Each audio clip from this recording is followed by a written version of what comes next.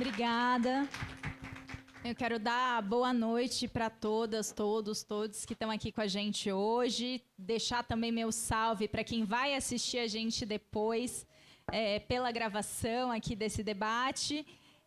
Quero agradecer a Boitempo pelo convite, por esse lançamento. Acho que é um livro importante, né, que traz coisas novas para o debate de marxismo no Brasil. E agradecer a Casa Marx por receber a gente aqui e por manter esse espaço tão importante de cultura e debate e convívio da esquerda, né? Acho que essa convivialidade é algo assim fundamental. A gente estava conversando antes de começar, né? Que esses espaços como esse se multipliquem muito. Então, a gente está aqui hoje com esse evento com um nome assim, fantástico, né? Que tem tudo a ver com esse livro. No Olho do Furacão é um lançamento do livro Marx, Engels e a Revolução de 1848, do Fernando Claudin, que vai abordar uma faceta talvez pouco conhecida, ou pouco conhecida nesse grau de detalhamento que o Claudin dá, de um momento não só da produção intelectual, mas da atuação política, da atuação militante do Marx e do Engels, num ano que foi absolutamente decisivo, né? Não só do ponto de vista das várias revoluções e movimentos populares que emergiram na Europa e que ficaram conhecidos como a Primavera dos Povos, mas que pode, inclusive, ter tido repercussões para além disso, né? Tem gente que acha, que defende que a Revolução Praieira também está um pouco, em 48 no Recife, tem um pouco a ver com isso. Eu vou aqui mediar esse lançamento com meus camaradas, com a minha xará Carol Freitas. A Carolina Freitas é cientista social, mestre, doutora em arquitetura e urbanismo pela USP, e além de especialista em economia política pela Claxo. E também com o Vitor Strazzeri, que é doutor em ciência política pela Universidade Livre de Berlim, realizou pesquisa de pós-doutorado em História pelas universidades de Berna e Genebra, e atualmente é pós-doutorando em Ciências Sociais na Unifesp. Ele se dedica à obra do Weber na pesquisa, também à história do pensamento marxista, dos partidos de esquerda e dos movimentos sociais em diversos países. E o Vitor editou esse livro. Então, eu queria abrir o nosso debate. Eu tenho muitas questões para fazer para ambos, mas eu queria abrir esse debate convidando você, Vitor, a apresentar um pouquinho esse livro do Claudin e o Fernando Claudin, esse comunista espanhol, para a gente. Obrigado, Carol, e queria agradecer também a Casa Marx por receber a gente aqui, a Boitempo pelo convite para o evento, e que é, enfim, muito legal estar aqui na mesa com as Caróis, e vai ser ótimo também o diálogo com vocês. Eu editei o livro e foi um grande aprendizado também. Esse livro é um clássico, esse é um livro de 75, então, na verdade, está saindo 50 anos depois da primeira publicação dele em espanhol. O autor, o Fernando Claudin, é um espanhol que, na época, morava fora da Espanha, porque a gente ainda está no período do franquismo, no final, né? O Franco morre em 75. E, agora, a publicação dele, que foi muito impulsionada pelo Zé Paulo Neto, que também é o tradutor, e é uma tradução muito cuidadosa desse texto, que é um texto que também está coberto de citações, e isso teve o tratamento de sempre com cuidado do Zé Paulo. Ele é um clássico por algumas razões. E assim eu vou falar rapidamente já do porquê editar esse livro e do porquê acho que vale a pena lê-lo hoje. Primeiro, pelo tratamento do próprio tema. Ele continua a ser a melhor obra sobre o envolvimento do Marx e do Engels nas revoluções de 48 e 49, direto e na contextualização mais ampla do panorama europeu. Mas essa obra ela vai além disso. Ela tem 3 partes. Ela primeiro dá ela faz um resumo do desenvolvimento intelectual do Marx e do Engels até 48, até eles terminarem um manifesto no fim de 47. Então, o que eles qual que é o pensamento político, teórico-político do Marx e do Engels até aquele ponto. Isso é um quarto do livro, mais ou menos, o primeiro capítulo. Depois você tem o grosso, assim, o miolo é a narrativa realmente dos fatos da Revolução, do desenrolar e do papel do Marx e o Engels no meio de tudo isso. E no fim, que esse segundo chama a prova da prática, e no fim o Fernando Claudin faz um balanço do que o Marx e o Engels aprenderam com tudo isso. Essa que também dá mais um quarto do livro. Além disso, ele tem muitas e muitas notas, mas ele é um livro de muitas e muitas notas, que não é um livro assim acadêmico. As notas estão aí porque ele não pressupõe nenhum conhecimento prévio da história da Hungria ou do que está acontecendo. Ele vai explicar tudo isso e ele vai explicar também todos os conceitos que ele usa. Tá? É um livro muito acessível. Agora, ele é um clássico pelo tratamento que ele dá do tema, que é fantástico, mas também porque ele está em diálogo com o tempo dele. Esse é um livro que está muito em diálogo com a conjuntura, eu diria, da metade da década de 50 à metade da década de 70, a gente pode entrar nisso depois, e com outras revoluções anteriores, com a Guerra Civil Espanhola e as suas consequências. E ele é um clássico porque ele tem muito a dizer ao nosso tempo também, e, digamos, a nossa revolução possível. Então, acho que, assim, isso para dar um resumo do livro, que também tem uma cronologia super útil da Revolução. E é isso. Então, eu fico super feliz pela publicação e pela possibilidade de ter participado e agora conversar sobre o livro com vocês. Obrigada, Vitor, por essa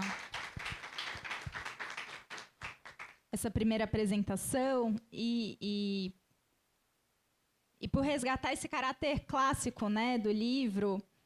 E eu fiquei lembrando de uma coisa que aconteceu. Teve a festa de aniversário do Marx, em maio, e a gente fez entrevistas com vários autores da Boitempo que estavam lá, pessoas que participaram dos debates, sobre qual livro que eles achavam que era um livro para começar a leitura do Marx e do Engels. E todo mundo foi unânime em dizer o Manifesto do Partido Comunista. E uma das respostas dizia que assim, a gente tinha que começar a ler o Marx e o Engels pelo texto mais apaixonante deles. E eu acho que tem um pouco dessa coisa do que traz o livro, né, de colocar... O manifesto ele é publicado no começo de 48, já sentindo, né, já antecipando essa revolução que vai estourar e que ganha dimensões estrondosas, né? Eu queria te pedir um pouco para comentar, Carol, assim, até porque a gente não se conhecia, né? Mas a gente tem muitas amigas, amigos em comum por causa da militância, né? Que é uma faceta que a gente pensa pouco quando a gente pensa no Marx e do Engels, apesar de tê-los como teóricos, enfim, do comunismo, da revolução, né? Mas falar um pouco dessa descoberta que tem esse livro, nesse sentido. Bom, boa noite a todas, todos e todes. É um prazer estar aqui, uma satisfação estar aqui com o Vitor, com a Carol. Queria agradecer o convite da Boitempo, queria agradecer também à Casa Marx por sediar esse evento. Longa vida à Casa Marx, né? Esse espaço importante aí de resistência em São Paulo.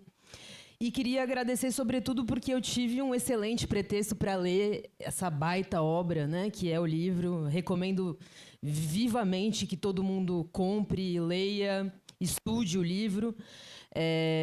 Acho que ele é, justamente, acho que em primeiro lugar, talvez, Carol, ele é o registro efetivo do calor como o terreno fértil assim, da formulação, né?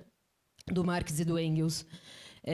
Porque o livro ele vai explorar, evidentemente, o manifesto como uma captura atmosférica desse tempo revolucionário que se deu, né, e se desdobrou em 48, mas ele vai reunir escritos que eu considero pouco conhecidos pela militância política e pelas pessoas que, de alguma forma, têm uma referência no pensamento marxiano, no pensamento marxista. Textos que eles escreveram no calor dos acontecimentos e que demonstram também uma atividade muito viva, crítica e autocrítica, né? Um autoexame permanente sobre a formulação para a ação. Eu acho que os textos reunidos aqui, sobretudo os artigos na Nova Gazeta Renana, que era o diário fundado pelo Marx e pelo Engels, o qual eles dirigiram, né? Fundado justamente nessa temperatura quente de 48, e que vai demonstrar como eles evoluem, né, assim, com idas e vindas, com nuances importantes, ou seja, de uma maneira profundamente dialética também, a maneira como eles viram um processo revolucionário, da revolução à contra-revolução. Né? E eu acho que a Revolução de 48 ela é uma quina histórica fundamental, porque ela é, ao contrário, por exemplo, da Revolução Francesa ou da Revolução Inglesa, que vieram antes, ela é uma revolução que pressupõe esse protagonismo da burguesia, né, na Europa inteira, varrendo os escombros das estruturas feudais de antes, mas, ao mesmo tempo, com um ator novo, que era o proletariado, né? Ou seja, esse sujeito que emerge e ao qual eles não interpretam simplesmente, né? Mas que eles querem mover em direção a passos, né, que consigam, enfim, chegar na estratégia da conquista do poder pelo operariado, essa classe que já era uma classe em relação ao capital, já era uma classe em relação ao modo de produção capitalista na Europa, mas não era uma classe propriamente em relação a si mesma, né? Não era uma classe que tinha força, organização e estratégia para lutar, para se debater contra a burguesia. Inclusive porque era um processo complexo e contraditório, no sentido de que houve no seu início também uma certa confluência tática entre o proletariado e as burguesias nacionais nesses países também, muito embora isso rapidamente vá se cindir, né? Muito rapidamente esses interesses vão se conflitar.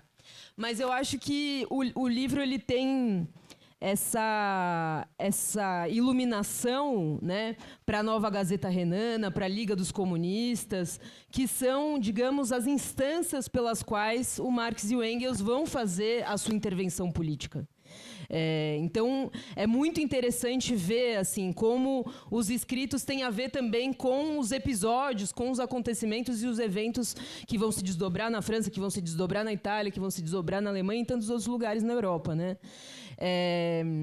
Então, é exatamente a 11ª tese mesmo, né, sobre Feuerbach, que é a ideia de que a interpretação do mundo não é suficiente, inclusive para compreendê-lo, né? Que só a prática revolucionária é que poderia não apenas desviar, digamos, o caminho pelo qual a burguesia se consolidava como um poder de Estado nesses países, mas também a maneira pela qual o próprio proletariado poderia se transformar, né? Poderia transformar a si mesmo. Acho que isso está sempre em questão.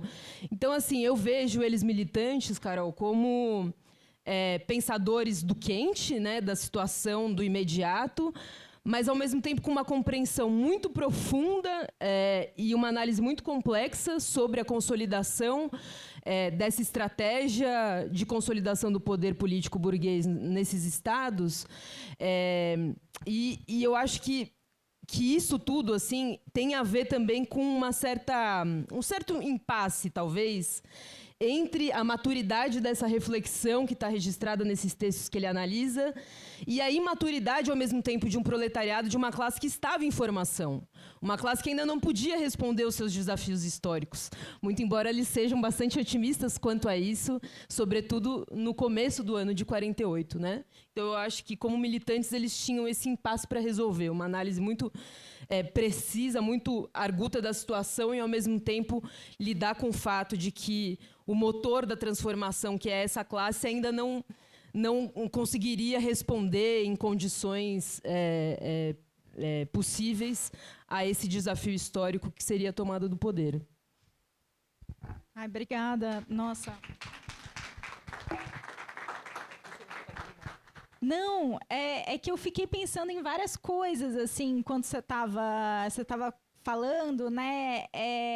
E principalmente esse elemento de que você tinha um proletariado nascente ali, crescente, né, que só na Inglaterra ele era já uma parcela efetivamente significativa, mas que, ao mesmo tempo, ali naquele momento, deixou de ser simplesmente uma classe em relação à burguesia, começa a se tornar uma classe em si, né? E aí tem aquela frase muito canônica do Marx, quando ele vai avaliar depois a derrota do movimento no 18 Brumário, né? Que ele diz que 48 é o momento em que a revolução morreu, viva a revolução. A Revolução Francesa, a possibilidade da burguesia fazer uma revolução, avançar, né, num sentido revolucionário, acabou, rei morto, rei posto, viva a revolução proletária que virá, né? E eu acho que tem outra coisa ainda que você fala, que diz respeito a... Isso, existia uma grande expectativa ali, na formação desse proletariado, e não só no seu crescimento, né, com o desenvolvimento da indústria, mas no crescimento das suas próprias organizações de classe, da classe para si, né? Então, eu fico pensando também como tem, acho que é uma coisa que a gente conversava um pouco antes, assim, como tem várias camadas, porque o próprio Claudin tem um momento em que ele fala, que é no finalzinho aqui da introdução dele, em que ele vai falar sobre o momento dele em comparação a 48 e por que ele volta, né, para ali. E eu queria ler porque eu acho que isso faz a gente pensar um pouco sobre, enfim, a pergunta que eu queria jogar para vocês agora, né, sobre essa reflexão e essa necessidade de estudar esse livro, mas estudar a história em geral na nossa, enfim, na nossa atuação política, né, na nossa prática. E aí o Claudinho vai dizer assim que, apesar das diferenças radicais entre o mundo e o capitalismo de 48 e os de hoje, não deixa de ser proveitosa a reflexão sobre a primeira revolução de dimensões europeias, em que se colocou abertamente a luta entre proletariado e burguesia, com a qual se iniciou a parábola periférica descrita pelos efeitos revolucionários das sucessivas crises do sistema capitalista, enquanto seu centro resistia e, durante toda uma época, se fortalecia. Enfim, acho que a gente pensa muito, inclusive, por essa aposta que eles fazem ali nesse nascente proletariado e essa aposta de que o desenvolvimento da indústria vai fortalecer os algozes do capitalismo. E acho que um pouco o processo que a gente vê, enfim, queria trazer essa reflexão, né, um pouco sobre o papel de olhar para o passado. Você começa? Não, a pergunta é perfeita, e só para fazer a ponte com o que a Carol estava falando sobre como esse texto ajuda a gente a ler produções menos conhecidas do Marx e do Engels. E assim, a primeira parte, primeiro, antes de entrar em toda antes de entrar no olho do furacão, digamos, tem enquanto a tempestade está se aproximando, mas há uma sensibilidade muito grande do Marx e do Engels de já capturar eles já são expressão de um sujeito que está posto, que é a classe operária como sujeito político. A entrada em cena é justamente com a Revolução, mas já tem algumas explosões anteriores, e o manifesto ele é um termômetro já dessa realidade, mesmo antes da explosão maior que vai ocorrer em 48 em escala europeia, né? Agora, inclusive a primeira parte do livro para a leitura do manifesto, então para todas as pessoas que perguntam para a gente: você conhece Marx? Por onde eu começo? Aí a gente dá o manifesto. Mas vale a pena ler pelo menos a primeira parte do Claudin junto, porque lá ele vai falar quem são, na verdade, todas essas correntes, né, socialistas verdadeiros, enfim, a Liga dos Comunistas, que era a Liga dos Justos. Ele vai explicar tudo isso de uma forma bastante didática e ajuda muito a situar o manifesto também, inclusive de uma forma bastante didática, assim. Agora, quem pega o manifesto fala, bom, não deu certo, né? O coveiro tal ali não era o momento, tal. O espectro que rondava a Europa, pelo jeito, não era uma ameaça tão grande assim. Bom, esse momento seguinte mostra que tinha substância esse pressentimento de que as coisas logo iam se chacoalhar na Europa. E aí a gente tem também no Brasil uma edição muito boa dos textos da Nova Gazeta Renana, publicado pela Expressão Popular, ou seja, todos os textos que ele faz referência aqui, dá para ir acompanhando. Não só tem uma cronologia no final, mas nas notas tal, as referências já estão aos textos da edição brasileira da Expressão Popular. E aí tem textos mais conhecidos, como Revolução contra a Revolução na Alemanha, que foram publicados separados e tal. Agora, voltar para esse momento da prova da prática, eu vou falar só sobre as diferenças, talvez, daquele momento e falar um pouco do momento do Claudin, que está nas entrelinhas aqui. Porque o Claudin fala, né, é muito relevante a gente ler este livro hoje, mas esse hoje dele já faz 50 anos. Mas ele, ainda assim, naquela época fazia sentido e na nossa também. Só para a gente entender que em 48, né, é um momento que vem depois de uma crise econômica, depois de 1847, e isso é a base da insatisfação popular que vai explodir politicamente, mas tem uma série de outros fatores. Agora, o que é a política naquela época? Não existe partido político como a gente conhece, não existe exatamente sindicato, sobretudo no contexto europeu, que a maioria dos países está sob o absolutismo constitucional, no caso da França, em outros nem isso. Inclusive na Alemanha do Marx, que nem existe direito, ela é um monte de principados e reinados e cidades tal, fragmentadas. Então, o que existe naquela época são seitas conspiratórias, né? Se a gente começar pela esquerda, inclusive a Liga dos Comunistas surge a partir desse tipo de meio, ou seja, seitas mesmo que querem derrubar, fazer a revolução através da derrubada do golpe, assim, golpe de mão por uma vanguarda iluminada, digamos assim, que sempre foi uma concepção que o Marx e o Engels, desde o início, já rompem com isso, quando ela se torna a Liga dos Comunistas, vai da Liga dos Justos para a Liga dos Comunistas. Você tem grupos de interesses da burguesia, da aristocracia, dos monarquistas e da pequena burguesia, que não são exatamente ainda partidos. Quando Marx fala de partido, né, inclusive no próprio título do Manifesto do Partido Comunista, não é exatamente essa organização que tem uma burocracia, que paga, enfim, anualmente lá para estar... Não é exatamente isso. E o que você tem são associações de trabalhadores também, que se formam nesse processo, e é muito interessante ver que, mesmo que a Liga dos Comunistas tivesse já feito um giro menos conspiratório, mais para uma política de massas, o Marx e o Engels vão se aproximar dessas associações de trabalhadores. E não só... E vão também ser considerados como representantes delas. Eles se integram a essas organizações. E esse processo todo o Claudin também vai reconstruir. E agora, isso que a Carol estava falando, a Carol Freitas e depois a Peters, ali existem momentos em que há uma luta contra o absolutismo, então uma convergência de interesses com a burguesia liberal. E nesses momentos a gente vê o Marx e o Engels tentando fazer uma convergência crítica com esses setores, mas sempre muito desconfiados.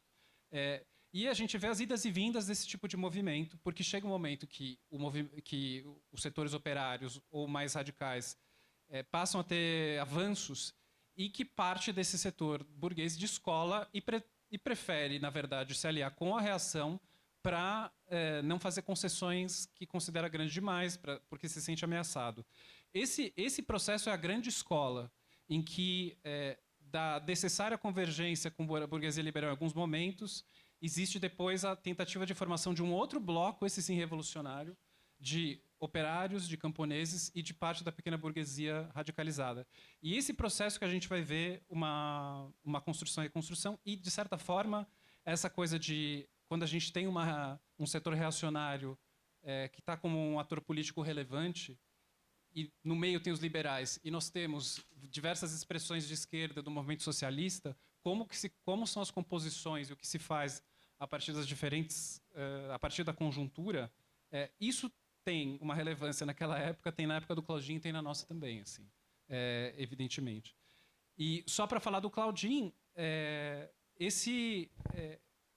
durante o Claudin foi um militante da juventude comunista durante a Guerra Civil Espanhola, ou seja, ali também a formação política tinha 20 e poucos anos quando estoura a Guerra Civil Espanhola em 36. E ele é um dirigente político e um intelectual já desde muito jovem naquele momento. Então vive aquilo e vive a derrota e o exílio. Aí já um primeiro paralelo com o Marx e o Engels, porque esse processo se fecha com uma ruptura não só política, mas biográfica deles, que eles têm que ir para a Inglaterra e nunca mais voltam. Assim, é uma coisa muito, muito drástica. E o Claudin também, naquela altura, estava há mais de 20 anos, ou 30 quase, no exílio. E o Claudin, depois eu posso entrar em detalhes sobre isso se vocês tiverem curiosidade. Nessa altura do campeonato, quando ele escreve o livro, ele já foi expulso do Partido Comunista Espanhol há 10 anos, em 64. E teve muito a ver com questões sobre como se opor ao franquismo, de que maneira, com o operariado ressurgindo como ator político naquele contexto ultra-repressivo, quem são os nossos aliados, qual é o momento de ir mais adiante, de ter uma política de maior contestação, de ir para cima do regime, quando não.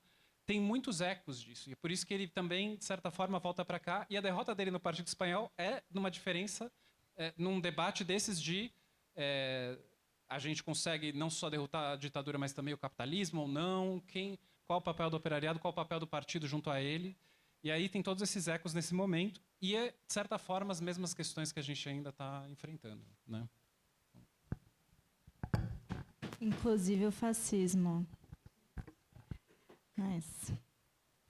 Não só na esteira do Claudin, enfim, o comentário que o Vitor fez agora, me parece que é bastante subliminar, assim, não é explícita a polêmica em que ele estava envolto no momento de escrita e de publicação desse livro, mas certamente é um livro que tem um veio anti-stalinista, né? O rompimento do Claudin, inclusive, é muito positivo, assim, em um certo sentido, o balanço que ele faz do rompimento dele com o Partido Comunista Espanhol. E eu acho que o livro ele atenta para isso, ele alerta para uma leitura esquemática, dogmática, né, monolítica do Marx e do Engels, que naquela época, mas também, se a gente for estender para os nossos dias, a gente vai encontrar vestígios disso, certamente, era uma orientação geral, né? Enfim. E aí eu acho que o livro ele tem esse mérito de demonstrar não só as idas e vindas do pensamento a partir da ação, mas também os erros, os equívocos profundos, mas que assim, não comprometem, digamos, a visão geral do processo, né? A complexidade, o método de análise do processo revolucionário e contra-revolucionário. Mas vai demonstrar como Marx, por exemplo, errou na previsão ou na aposta de que o capitalismo já estava atingindo o extremo da sua maturidade, dos seus limites, né? E que a revolução operária se abriria em seguida, né? Acho que o manifesto tem muito essa característica, essa tonalidade, assim, né? De que, na verdade, o capitalismo não estava no seu fim, ele estava se transformando, certamente, mas não numa tendência negativa de conclusão. Muito pelo contrário. Na verdade, ele estava sendo revolucionado para, assim, conseguir expandir a industrialização na Europa e tomar o mundo inteiro, né? Então, me parece que ele é muito crítico também. Ele não faz uma visão do Marx e do Engels, que é uma visão de sacralização do pensamento do Marx e do Engels. Muito pelo contrário. Acho que ele desce à terra, né? Ele desce a essa temperatura dos acontecimentos para mostrar, olha, estava certa a relação e a visão entre os interesses de classe, quais eram os interesses da burguesia, quais eram os interesses da monarquia aburguesada de então, quais eram os interesses da pequena burguesia que estava se desenvolvendo e tinha suas representações políticas, quais eram os interesses do campesinato, como essas classes se movem e se aliam ou se dissociam nesses interesses. Acho que estava corretíssima a ideia que depois vai ser um grande trunfo na Revolução Russa, que é a ideia de um partido independente, da autonomia de classe, que também está muito presente nessas lições. Né? Enfim, a crítica a uma visão etapista, eu acho que já estava presente ali. A própria ideia de uma revolução permanente, de uma revolução internacional, estava ali também, porque eles faziam a aposta veemente de que o processo na França daria o tom também dos processos nos demais países em que o curso revolucionário se dava. Mas ele faz essa crítica de que...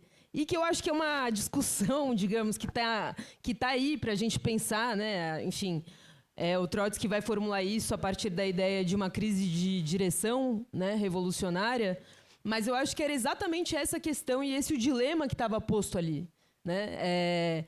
As condições maduras do ponto de vista do desenvolvimento das forças produtivas, mas uma imaturidade no próprio sentido ali das tensões nas relações de produção entre capital e trabalho. Então é um livro crítico também. É um livro que enxerga o Marx e o Engels como homens de carne e osso que estavam implicados no processo, né? E não como, enfim, testamentos, assim, né? No sentido religioso da palavra. Então, isso também é algo que me chamou muito a atenção no livro, o poder e a tônica de crítica que Claudine tem, né? Que eu acho que é uma lição em si para nós, é uma postura, é uma escolha crítica que eu acho que também tem que ser exemplar para nós, assim, que também fica como lição, né? O Vitor queria ler um trechinho, e aí depois acho que a gente podia abrir para perguntas. Então, vocês vão aí levantando a mão, vão dando nome enquanto o Vitor lê, e aí a gente faz uma sequência de perguntas. Pode ser? Isso que a Carol Freitas trouxe é muito importante do livro. Não é um retrato do Marx e do Engels como se eles não acertam sempre. E o Claudine deixa bastante claro quando eles erraram. Assim. Aqui, o Marx ainda achava que a revolução ia acontecer no ano seguinte, não aconteceu, mas ele sabe justamente entender que isso não significa que o método em si era equivocado. Ao contrário, são as reações a partir dessas derrotas e da não confirmação das previsões ou das expectativas, que também não eram totalmente da cabeça do Marx e tinham determinados elementos objetivos para que eles fizessem, que demonstra o porquê que a visão materialista histórica tem a sua capacidade de análise e porque ele enxergava tantas coisas já naquele momento que eram muito embrionárias, assim, né? Então, o Claudine, na parte 3, ele faz um balanço, assim, do qual era a visão deles, o que eles aprenderam e o que a gente pode trazer de conclusão de tudo isso. Então, eu vou ler aqui um trecho da página 259. Mesmo sendo errônea a sua ideia central, a tese do esgotamento histórico do capitalismo em meados do século XIX, essa concepção era a expressão clarividente, genial em alguns aspectos, de tendências ou problemas reais que ulteriormente haveriam de generalizar-se na fase imperialista do capitalismo e exercer influência decisiva na evolução da humanidade. Aí ele dá 3. Em primeiro lugar, a tendência a que as contradições do capitalismo como sistema mundial desemboquem em crises revolucionárias na sua periferia, antes que em seu centro, onde, aspas, a possibilidade de compreensão, diz Marx intuitivamente, é maior que na periferia. Né? Então, essa coisa de a revolução sempre acontece onde ela não deveria acontecer e onde ela tem que acontecer para que ela se afirme, ela acaba sendo impedida, que é no centro. Né? Isso está muito dado, a dinâmica centro e periferia é constante nesse texto. Isso é uma coisa que antecipa uma dinâmica mais global ao longo de todo o século XX. Né? Em segundo lugar, a tendência dessas revoluções a se transformarem em proletárias ali onde o capitalismo e o proletariado tenham alcançado, no interior do seu atraso, um certo desenvolvimento, e inclusive numa fase histórica mais recente, onde existem apenas grupos sociais que, por decisão voluntarista, vêm-se estimulados nessa direção pela própria dialética da luta anti-imperialista. E aqui, estamos na década de 70, o Claudine está pensando nas lutas anticoloniais, de libertação colonial, que não se pode nem dizer que existe um proletariado formado, ainda que pequeno, como na Rússia, mas que aderem ao marxismo, tem um programa socialista, etc. Em terceiro lugar, a problemática de que essas revoluções possam realizar-se praticamente como proletárias, sem que a revolução proletária tenha triunfado na área do capitalismo maduro.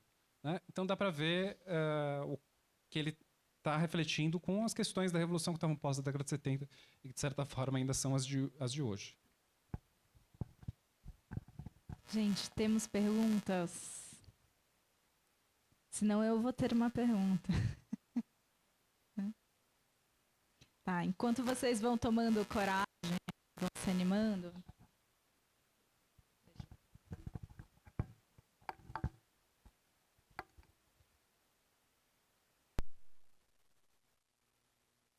Oi? Tá, enquanto vocês vão ficando menos tímidos. Porque é justamente uma questão assim que me ficou muito e que tem um pouco a ver com o trecho que você leu, Vitor, tem um pouco a ver com parte da aposta também que o Marx e o Engels faziam em 48 era que justamente onde existia um proletariado mais robusto, que era a Inglaterra, haveria também um processo revolucionário que contribuiria com a revolução em escala global, né? E, na verdade, isso não ocorre, né? A revolução ela fica, sobretudo, restrita à Europa continental. Ela não tem, né? Não se manifesta com força na Inglaterra, né? E isso também... E eu acho que um pouco que a gente vive hoje, né? Não na escala de um dilema revolucionário posto, infelizmente não estamos discutindo a revolução, mas do ponto de vista de processos políticos que a gente está experimentando, eles também têm muito dessa dinâmica em que a gente precisa pensar em como fazer com que as lutas no centro e na periferia, de alguma forma, convirjam, porque, assim, o que acontece em um lugar afeta o outro, sobretudo o que acontece no centro fode a periferia, né? Eu estava num debate uma vez, alguém me contou que teve um episódio que alguém perguntou para o Ho Chi Minh, o que, sei lá, um europeu perguntou para o Ho Chi Minh, o que podemos fazer para contribuir com a revolução no Vietnã? E ele falou assim, fazer a revolução do seu país. Né? Enfim, vou deixar um pouco essa questão centro-periferia, que para mim parece que é muito, muito central, né, no modo como a problemática vai se desdobrando, não só sobre 48, mas sobre o problema da revolução em geral, né? Vou começar agora. Com certeza, acho que ele enfatiza isso no livro e enfatiza justamente esse fato de que essa aposta de fazer a revolução no centro de tal modo que ela se espraie para o restante dos países periféricos, enfim, em que essa burguesia não tinha ainda amadurecido, digamos, os seus mecanismos de dominação e até a ampliação mesmo da própria indústria, né? Então, eles vão, por exemplo, admirar de alguma forma, prestar muita atenção no cartismo, por exemplo, na Inglaterra, né? E também na aposta tática de disputar o parlamento, que era algo que também dentro da Liga dos Comunistas era polêmico, né? Não era consensual, assim. E o Marx e o Engels, eles não tem que apostar nesse tipo de acúmulo, ainda que não seja o nosso estágio final, né? De conquista do poder, mas ainda assim viam dessa forma e enfim, a coisa toda se dá de uma maneira diferente no século XX, então nem se fale, né? A gente vai falar da China, a gente vai falar da Rússia, a gente vai falar de Cuba. Quer dizer, as experiências revolucionárias, os processos que a gente conhece, não se dão efetivamente nesse centro do imperialismo, nesse centro do capitalismo. E é interessante porque também há diferenças substantivas da análise que o Marx e o Engels fazem do que eram as tarefas do proletariado, por exemplo, na França, e o que eram as tarefas do proletariado na Alemanha, né? Que era ainda num estágio, enfim, estava situado ali num estágio pré-unificação. Então, havia, digamos, uma etapa, ainda que não seja uma análise etapista, mas havia, de fato, um estágio da Revolução que requeria essa unidade entre o proletariado alemão e a burguesia em torno dessa modernização do Estado e da capacidade, enfim, de implementação de uma nova constituição política, né? E essas diferenças também demonstram como a análise escapava de qualquer esquematismo, de qualquer fórmula pronta. Ela realmente, quer dizer, eram dos acontecimentos, da sequência dos acontecimentos, que se extraía efetivamente as categorias, as formulações, enfim, né, as posições políticas em relação, por exemplo, à disputa do poder parlamentar, que num país era necessário, mas no outro já se apresentava de uma forma cretinista, né, assim, porque também havia a ideia... A gente está falando de uma revolução que vai inaugurar o sufrágio universal, né? A gente está falando de uma revolução que, digamos, funda a democracia burguesa tal como nós conhecemos até hoje. Então, eles vislumbravam a contradição desse processo no sentido de que há uma fundação da democracia ao mesmo tempo em que, imediatamente, essa democracia se torna algo a ser repelido e combatido pela própria burguesia. Quer dizer, essa nova classe, enfim, impunha, né, o fato de que era necessário esse novo regime de dominação, mas, ao mesmo tempo, ele era permanentemente antipático aos interesses da própria burguesia, que muitas vezes, por exemplo, é o caso da Alemanha, né, é o que eles vão tratar em vários dos textos da Nova Gazeta Renana, que é a predileção de uma burguesia covarde que vai se aliar e vai se aproximar cada vez mais do poder monárquico em detrimento do proletariado e dos interesses do proletariado. Então, me chama também a atenção esse aspecto no livro, que há uma diferença de análise para o centro e para a periferia e que há também essa aposta, digamos, de proliferação, né? Eles conseguem vislumbrar, a partir da França, tanto o processo revolucionário, as etapas dos processos revolucionários que vão se dar nos outros lugares com essa referência da França, mas também a Contra-Revolução, né? Também a Contra-Revolução na França prenuncia o que vai acontecer no restante dos países. Mas me parece que é importante, de toda forma, né, esse aprendizado sobre as dinâmicas diferentes no centro e na periferia para o desenvolvimento de um pensamento internacionalista que talvez seja um dos grandes legados do marxismo, né?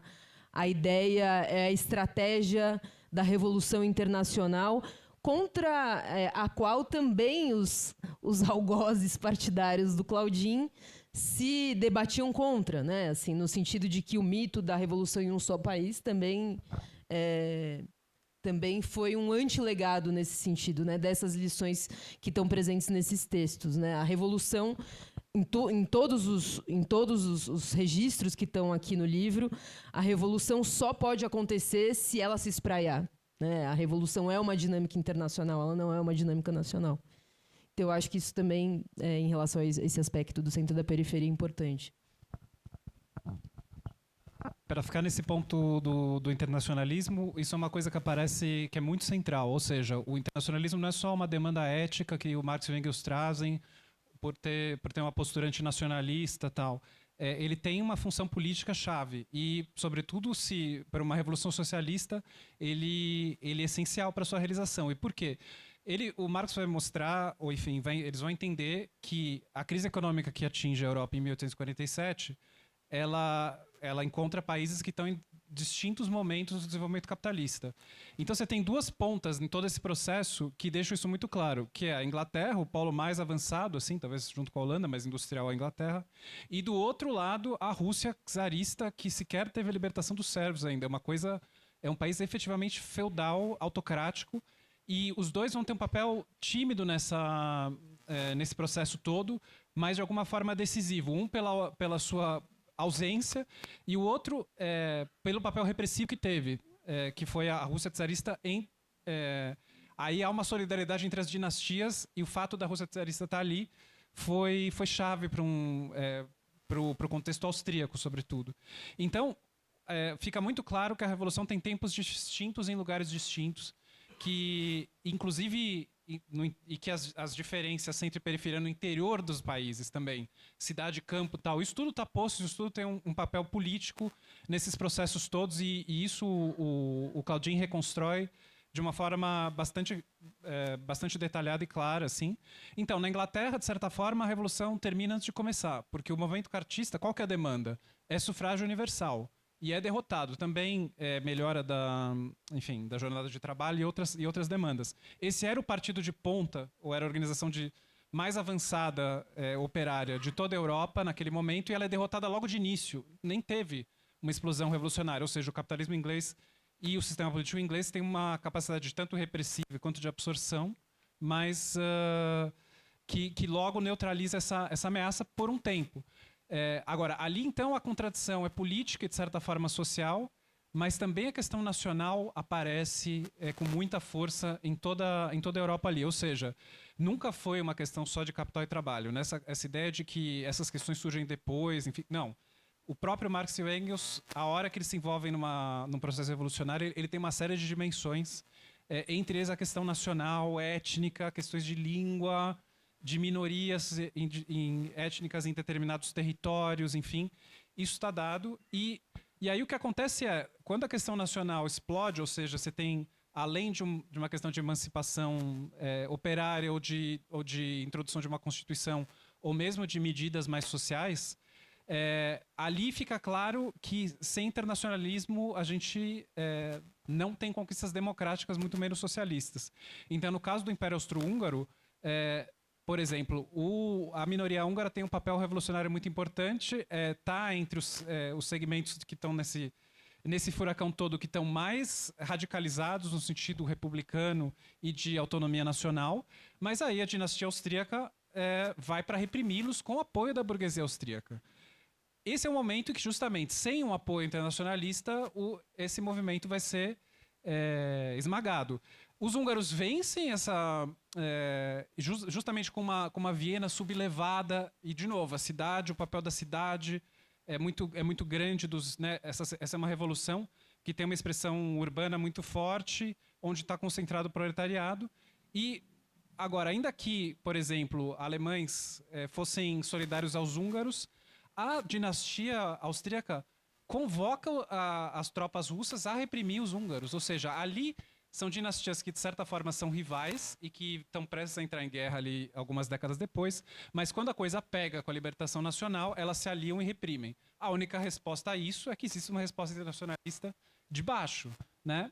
Outra questão, ou seja, a questão nacional traz essa questão da aliança internacionalista e também a questão democrática, de certa forma. Você vê que tem aqui um dos juízos do Marx e do Engels muito claros é que se a revolução avançasse na França rumo a uma democracia plena, que nessa época o Marx e o Engels consideram como incompatível com o capital. E aí vai ter também esse aprendizado do que é essa democracia, o seu potencial e tal. Quando a grande burguesia se descola, aí também, sem aliança com os setores operários de outros países, as próprias conquistas democráticas de um determinado país se perdem, né? Agora, o que o Marx e o Engels acreditavam que ia acontecer, e a entrada da Inglaterra, é que se houvesse efetivamente uma revolução democrática mais avançada na França, que a Inglaterra faria uma intervenção na França pelo perigo que isso ia apresentar. E era isso que desencadearia a revolução e esse enfrentamento, porque o proletariado inglês ali naquele momento teria que decidir se ia se aliar com a burguesia com a própria burguesia que estava intervindo na França, ou se ia se juntar a essa revolução europeia. Essas questões estão todas colocadas, elas não chegam a esse ponto, mas os ecos dessas questões todas vão voltar no cenário da Primeira Guerra Mundial. E aí, justamente, o Claudinho vai ter muito cuidado. A Carol Freitas está falando do perigo da leitura monolítica.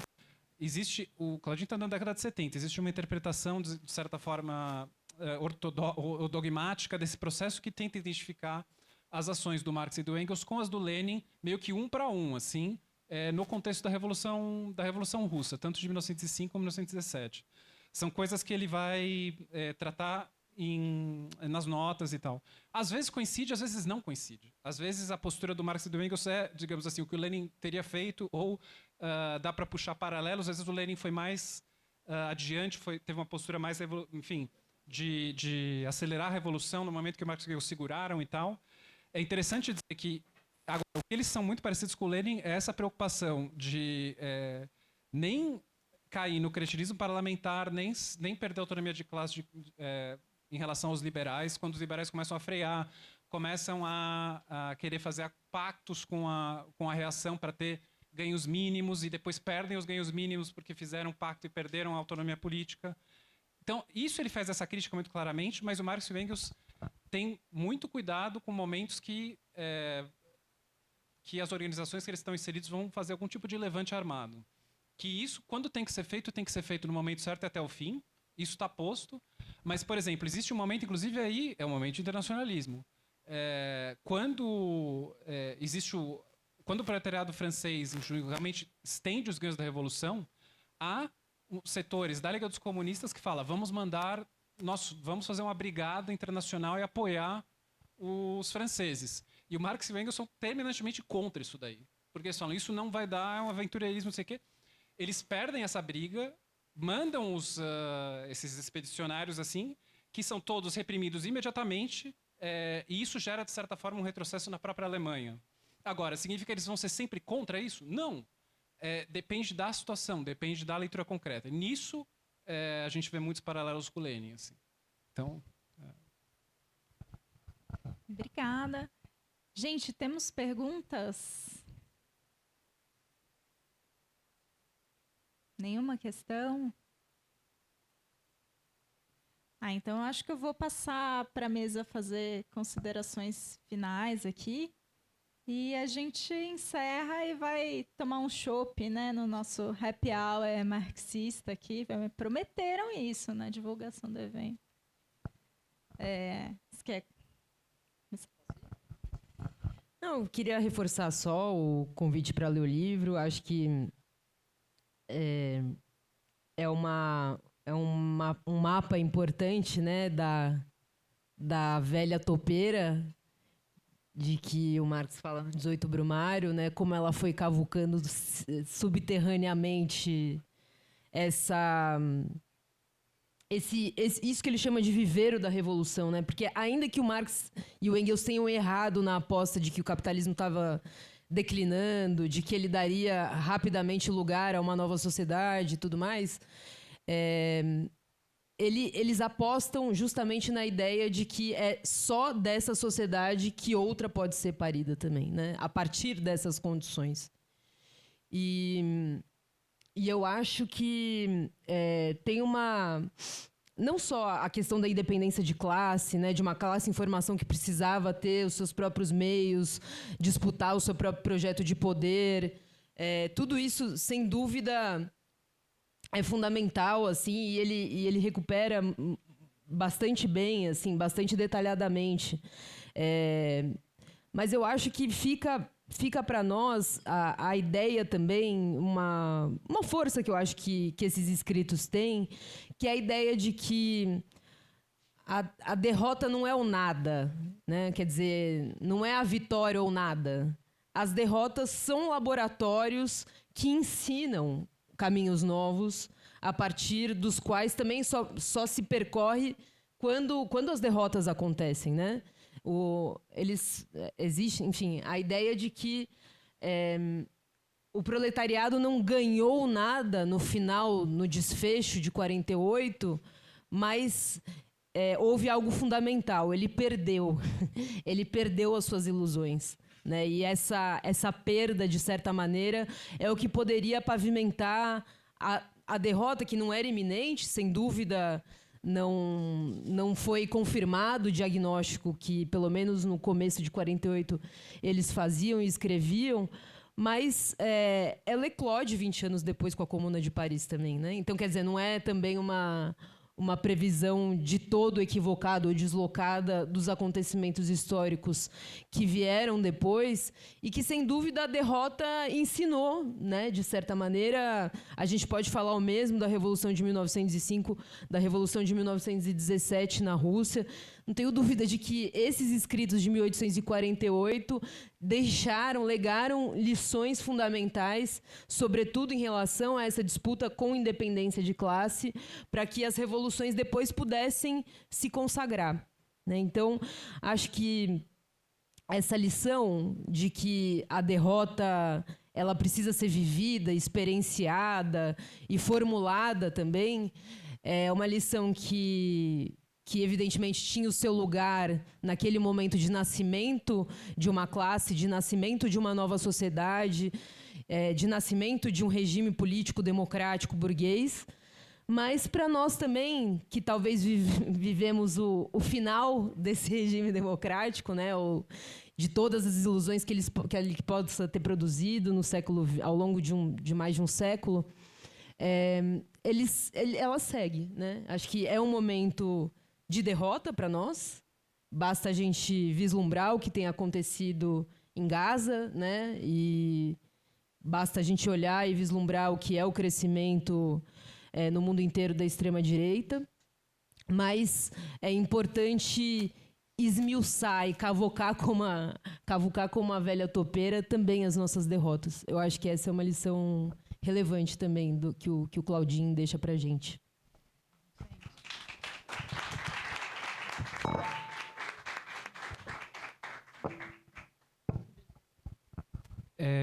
Para fechar, vai ser também... Enfim, esse é um livro sobre uma grande derrota, sobre a derrota que foi um marco na vida do Marx e do Engels, que levou ao exílio, que levou ao fim de uma série de expectativas políticas. Marx nunca mais volta para a Alemanha. Assim, isso é 48, ele vai morrer em 83. Para a gente pensar nos elementos biográficos que isso tem, né? Agora, eu acho que são 3 coisas de reflexão sobre o livro que tem muito a ver com o que a Carol colocou agora. O livro tem essa coisa muito forte de teoria e prática, foi um dos temas que a gente tratou bastante aqui, mas fica claro, a primeira aprendizado aqui é que o Marx e o Engels, ainda que fossem intelectuais naqueles marcos, não foram só a cabeça, os pensantes, enquanto outros faziam. Não era assim. A dinâmica não era essa. Existia uma inserção, só podiam pensar, e só estavam tão a par dos acontecimentos porque estavam em contato direto com a luta política em si e um setor específico dela com os trabalhadores que estavam mobilizados ali, direto, com as organizações. E estavam viajando para se inteirar do que estava acontecendo na França, do que estava acontecendo em Viena, e assim na Áustria, enfim, no Império Austro-Húngaro e tudo mais. Ou seja, de que esse aprendizado não foi só o Marx e o Engels observando o que estava acontecendo. A própria atuação política foi essencial para que eles reformulassem a visão desse processo todo ao longo do que estava acontecendo. Eles têm uma série de reformulações. Por isso que esse miolo que vai contar o desenrolar da Revolução é a parte mais substantiva da Revolução, do livro.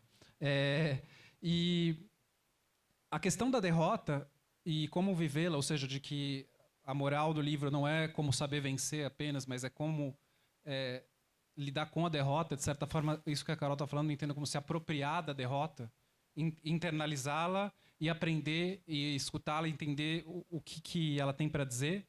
Isso não só em termos políticos, isso é muito interessante, né? Esse processo é o que vai desencadear, e o fato de que a ideia de que uma crise, a crise de 47 não levou ao fim do sistema capitalista, isso é um fator muito determinante para o Marx decidir, no exílio, se dedicar aos estudos econômicos que ele tinha começado e que vão desembocar na crítica da economia política e no Capital. Agora, é muito interessante que, já durante esse processo todo, quando o Marx, por exemplo, vai para Viena, ele não só vai fazer um discurso sobre a situação da Revolução, mas ele vai fazer uma oficina, um workshop com os trabalhadores, com uma organização de trabalhadores, de um texto que ele escreveu chamado Trabalho Assalariado e Capital, que é onde ele chegou em 1847 com a teoria econômica dele. Durante esse processo revolucionário, o Marx acha que a gente tem que falar de economia política. E isso é uma coisa muito, muito importante, ou seja, não é que vem depois. Primeiro tem o Marx político do manifesto, depois foi prático, depois foi teórico de novo. Não, tá misturado e a teoria tem um papel ali no meio. E ele estava pensando, teorizando o sistema capitalista no meio de tudo isso aqui. O que eu acho bastante impressionante. E, por fim, absorver essa derrota e as nossas derrotas em curso, né? Enfim, você falou da situação de Gaza e tem o ataque à soberania nacional que está trazendo todas essas questões, né? Temos que nos aliar pela soberania nacional com outros setores, blá, blá, blá. É que uma das coisas que o Marx faz, ele não vai só estudar o capital, ele não vai só estudar a economia política depois que eles vão para o exílio. Ele vai buscar uma forma política para esse internacionalismo que ele viu que era necessário. Então, ele forma o quê? Ele é um dos criadores da Associação Internacional de Trabalhadores. Então, estava tentando buscar uma forma política para isso. Agora, essa forma vai ser eclipsada no fim do século XIX pelos partidos operários dentro do Estado Nacional, nos marcos da Segunda Internacional, que ainda são os modelos de partidos que a gente tem até hoje. E a gente nunca mais, ou tem aí tentativas diversas, tal, de encontrar essa forma política do internacionalismo socialista. E isso nunca foi tão urgente para a gente sair dessa situação, dessa sensação de impotência de o que está acontecendo em Gaza, por exemplo, e mesmo de encontrar meios para se contrapor a um ataque do imperialismo tão aberto como o que está acontecendo agora com esse governo Trump, enfim. Então, acho que essas ficam as lições e tem muito mais. Assim, leiam, é um livro também muito gostoso de ler. E queria agradecer de novo, agradecer também a mediação da Carol e a presença de vocês numa sexta no frio para a gente conversar sobre isso. E eu achei que vocês iam ficar curiosos com as fofocas da saída do Claudinho expulso do partido, mas a gente pode depois conversar sobre isso no café. Enfim, obrigado.